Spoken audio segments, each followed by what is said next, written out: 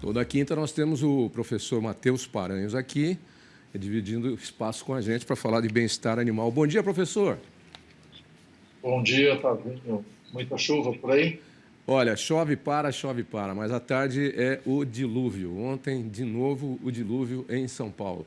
Hoje, não sei, está nublado aqui. Cadê? Tem a imagem aí, Charles, da Paulista? Vamos dar uma olhadinha aí do Pico do Jaraguá? Deixa eu ver como é que tá. Aí, a Paulista, tá nublado, tá nublado. Vem chuva à tarde, professor. Vem. Vai desabar o céu de novo à tarde, com certeza. A chuva é bom, mas quando é demais atrapalha, além de causar desastres, né? E o que a gente está tendo, né? Eu estou conversando com o professor Matheus Paranhos, porque nós estamos tentando contato com o Everton, para você continuar no seu assunto, mas que é médico veterinário, sobre transporte de bovinos. Mas como é que está aí, Flavinha? Ainda não? Então vamos papear, professor Matheus. Vamos nós. Você citou um negócio importante. É chuva de mais e chuva de menos. Dos dois jeitos ela atrapalha. E hoje a gente tem chuva de menos no sul do Brasil e chuva de mais do meio para cima, né? Então, isso não é bom nem para os animais também, né, professor? Os bovinos sofrem muito. A gente vê casos aí de raios que atingem, às vezes, mais de dezenas de animais. Enfim, o pasto encharcado também não faz parte do bem-estar animal, né? Se a gente não consegue andar na lama, não sei, o boi pode estar mais acostumado, mas acho que é ruim para ele também, né, professor?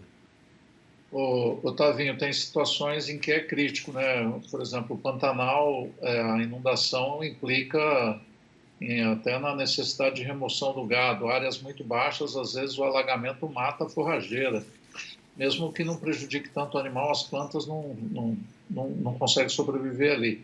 Eu não sei se você viu aí uns vídeos que circularam aí pela internet de gado rodando em cabeça d'água lá em Minas Gerais, né? Muito gado, inclusive. Vi sim. Alguns vídeos circularam, muito gado rodando em cabeça d'água, é verdade. E isso, geralmente, acaba pesando mais ainda, não só para o grande pecuarista, mas para o pequeno produtor, né? Que às vezes tem poucas cabeças de gado, seja para corte ou para leite, e tem naquilo lá uma reserva econômica e acaba perdendo dinheiro também, né, professor? Com certeza, isso.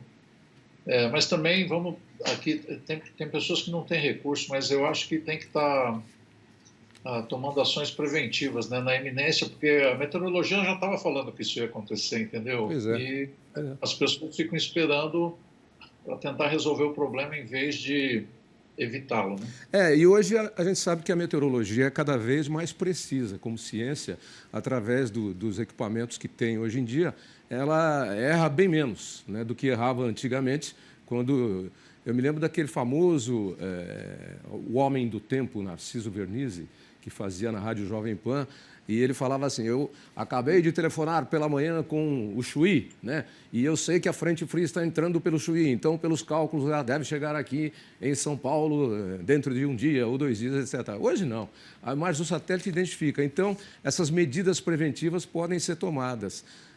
Por exemplo, uma simples, retirar o animal da beira de áreas que vão possivelmente sofrerem alagamento, né, na beira de rio. Leva o animal para uma área mais alta. Essa acho que é só uma medida. Outras medidas podem ser tomadas também, né, professor? Com certeza, mas você sabe que a meteorologia nunca erra, né, Tavinho? Naquele tempo passado, aí, conforme o relato seu, eles falavam em tempo bom sujeito a chuvas e trovoadas. Não tinha como. É porque a meteorologia trabalha muito com aquilo que no português a gente conhece como conjunção adversativa, professor. Mas, contudo, todavia, porém... Então sempre tem um senão. Mas quais seriam outras medidas de proteger o gado na questão de enchentes, professor? Bom, essa que você falou, que é a remoção do animal Principal, em né? áreas de risco, é a principal, né? Uhum. As outras, eu não vejo muitas outras, além de rezar, entendeu? É uma situação complicada. O boi vai tomar chuva, não vai É. ter jeito. Bem, você ia conversar com o Everton Andrade hoje, nós não estamos conseguindo contato, estamos com um probleminha na internet, mas você ia dar continuidade àquele assunto do transporte de bovinos, né? Por que o Everton foi o seu convidado? O Everton, ele está desenvolvendo um trabalho há vários anos, acho que mais de 10 anos, a promoção do bem-estar animal junto da indústria frigorífica, né? E ele nos últimos 3 anos, até em parceria com nós aqui, o Grupo Ético aqui da Unesp, desenvolvemos um projeto focado no transporte. Ele tem uma série de ações lá muito interessantes relacionadas a... Professor, me permite interrompê-lo, porque agora nós conseguimos contactar com o Everton. Opa! Ô, Everton, tudo bem? Bom dia. Aí tudo bem, tá me ouvindo também? Estou te ouvindo, professor Matheus também. O professor ia adiantar o seu assunto aí, mas agora nós estamos com, como diz ainda, né, o meu amigo Osmar Santos, mas naquele tempo em que ele narrava futebol, hoje em dia ele não narra mais. Agora o senhor está com o pai da matéria aí, o professor Matheus Paranhos. Pode usar e abusar do Everton. Legal. Professor Matheus, bom dia, é um prazer estar aqui com vocês, tá bom? Everton, a gente que agradece, aí também retribuindo o bom dia, agradece a sua disposição e boa vontade de estar participando do programa. Everton, nós estamos aqui para falar da questão do transporte de bovinos e, principalmente, para você destacar o que tem sido feito pela indústria para evitar problemas, né, como aquele que ocorreu lá em Aparecida do Taboado, que você está bem informado sobre os acontecimentos. Então, gostaria de ouvir o teu depoimento aí sobre tudo que envolve isso, né? Novos desenhos de compartimento de carga, manutenção dos veículos e também treinamento dos motoristas. Como é que tem sido esse trabalho? Legal. Só falar um pouquinho do que a empresa, né, nesses 11 anos que eu trabalho na área de bem-estar animal, na JBS Friboi, que nós sentimos muito nessa questão de transporte. Hoje nós transportamos praticamente mais de 8 a 9 milhões de animais por ano, né? Nós temos o transporte de gado magro, né, que nós usamos a própria dentro da empresa para operar também nesse tipo de serviço entre transferências, né, de animais entre fazendas, também originando animais para os confinamentos próprios dentro da empresa e animais também que nós buscamos para o abate, né? Como nós temos operações no Brasil todo, acaba que a nossa média de KM, né, de distância entre a fazenda e o frigorífico, ela é uma distância curta, né, de 200 km. Quando nós falamos, né, de média de quilometragem, que é um pouco maior, já é nas operações realmente de originar animais para os confinamentos próprios e também o serviço de transporte entre fazendas.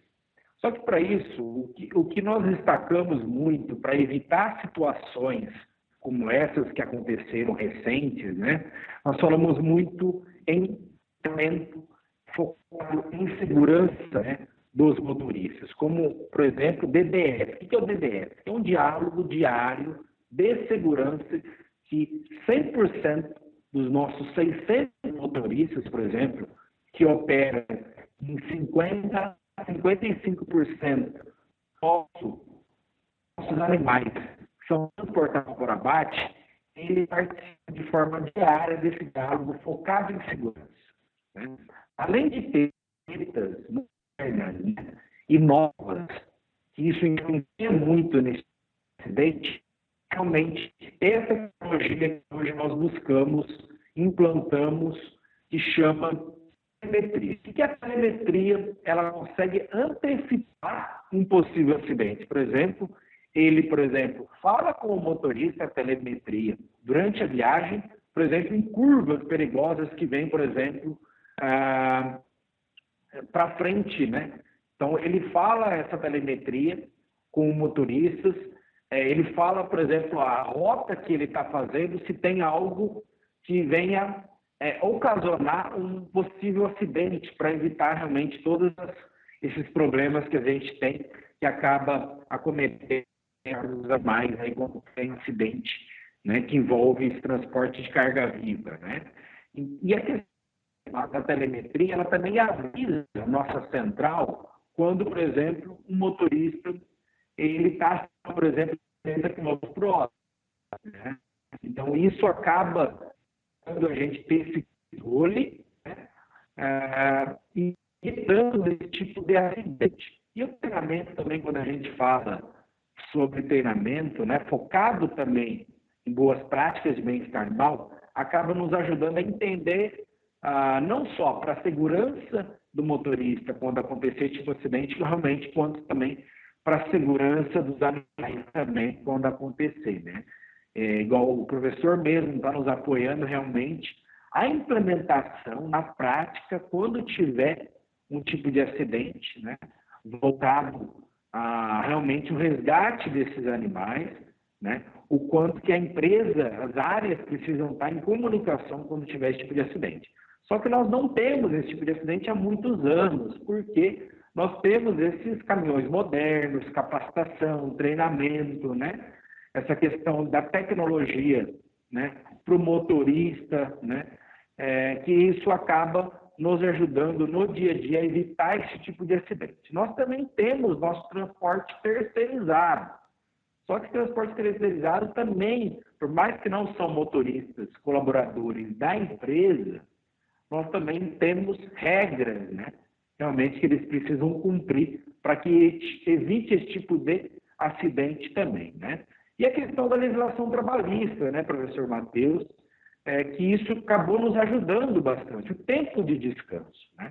Então, existem regras na legislação brasileira, por exemplo, que tem que fazer paradas, né? Por exemplo, a cada 3 horas, o nosso motorista é obrigado a parar, né? 15 a 30 minutos, não só para descanso, mas também para olhar os animais, para ver se tem algum animal pranchado, deitado, que vai evitar, por exemplo, uma morte durante o transporte, contusões, né, sofrimento dos animais. E a questão, quando tem uma viagem, por exemplo, de longa distância, essas paradas são constantes para a questão de legislação e também olhar os animais para evitar esse tipo de acontecimento durante o transporte, né?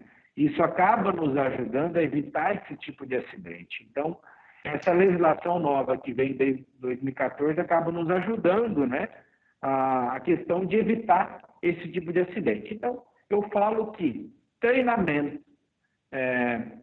focado em segurança, treinamento de boas práticas, que nós contratamos empresas terceiras, né, que acabam nos auxiliando e capacitando de forma anual, né, esses motoristas boiadeiros, fora as nossas capacitações internas, vídeos de treinamento que nós disponibilizamos para esses motoristas, né, compras de carretas modernas que acabam facilitando o processo de embarque, viagem e desembarque. E um grande foco também da empresa é viagens de longa distância. Nós diminuímos essa ocupação nos nossos compartimentos para que a gente, caso aconteça, por exemplo, de animais deitarem durante essas viagens de longa distância, a gente tem espaço para esse animal levantar, né? E realmente acaba não sendo pisoteado devido a realmente estar uma ocupação muito apertada. Então, falando muito um pouquinho do nosso trabalho, né, no dia a dia, um pouco disso, tá bom? Everton, me desculpa aí te interromper, o nosso tempo como é curto, mas, como eu te falei antes, é curto, mas a tua explicação foi excelente. Sabe por quê? Porque ela mostra que é possível fazer diferente, né? Nós não temos que continuar fazendo errado. O errado não tem que se tornar normal. O exemplo de vocês é muito bom nesse sentido. Eu já encerro a minha fala aqui, agradecendo a sua presença, voltando aí a palavra para o Tavinho, mas eu te dou um segundo aí para você se despedir de todo mundo que está nos assistindo, e agradecendo aí você ter aceito o nosso convite. Não, com certeza. Obrigado, professor. Um prazer estar participando aqui. Obrigado, viu, Tavinho? Ok, Everton. Ok, professor Matheus Paranhos. Eu queria acrescentar alguma coisa, dizendo que foi muito, apesar da gente ter uns probleminhas de áudio, mas deu para entender perfeitamente as explicações do Everton e os cuidados que eles estão centrando aí no transporte de bovinos. E é importante esses cuidados, e aí eu vou usar um exemplo aqui agora de como a legislação feita para proteger o caminhoneiro acaba protegendo também e criando uma sensação de bem-estar animal, que foi esse exemplo que o Everton acabou de dar aí. Das paradas obrigatórias, da contratação de empresas responsáveis, de motoristas que seguem as regras à risca e obedecem, sabendo que não estão pondo em vida só a sua vida em risco, mas também a vida dos animais e dos prejuízos que isso acarreta. Eu me lembro de uma história onde eu visitando uma fazenda de camarão, lá na Paraíba, no interior da Paraíba, né? Uma fazenda de camarão, E fomos lá e depois ficamos sabendo de detalhes e tal, não sei o quê. Os camarões que eram cultivados lá e trazidos depois da despesca, eles eram trazidos em caminhões refrigerados para o Rio de Janeiro. Então, aconteciam muitos acidentes, na época que não existia essa legislação, porque o motorista queria acelerar para fazer a entrega no tempo recorde e, com isso, fazer mais e mais cargas. É mais ou menos o exemplo do que acontece com os entregadores de pizza, comida e de coisas de motocicleta na cidade de São Paulo. Se você não tem o controle, eles andam no corredor a 80 por hora, enquanto os carros podem andar a 50. Então, se você controlar, você não coloca em risco a vida humana e a vida de outras pessoas também, e no caso aí dos animais. Era isso que eu tinha a acrescentar. A legislação serve para isso, mas ela precisa ser cumprida e cobrada, né? E a ausência dela punida. Certo, professor? Muito certo, velho. Comentários bem pertinentes.